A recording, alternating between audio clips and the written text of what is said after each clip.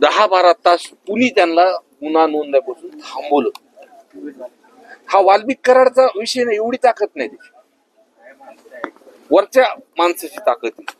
म्हणजे ही जी अडचण आहे ती तपासामध्ये किंवा नवीन एसपी नेमल्यानंतर सुद्धा इतर गुन्हेगारांवर अटक होती, त्यांना बरोबर पोलीसच्या खाकी त्यांना दाखवली, पण वाल्मिक कराडला अजून खाकी दाखवली नाही आणि खाकी दाखवल्याशिवाय ते काही समोर येणार. परळी पॅटर्न म्हणतो, परळीचा पॅटर्न बीड जिल्हा नाही.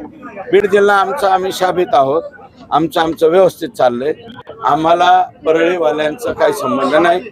तुमचा परळी पॅटर्न बदनाम होतं. आमच्या आष्टीतल्या लोकांनी कोणाच्या जमिनीवर जे आहे कुणी विमा भरलेला एक शेतकरी दाखवा, पाटोद्यातला दाखवा, शिरूर मधला दाखवा, बीड मधला दाखवा, गेवराईतला दाखवा, धारूर मधला दाखवा, वडवणीचा दाखवा, माजलगावचा दाखवा, केजचा दाखवा, अंबाजोगाईचा. फक्त परळीचेच लोक का विमा भरतायत?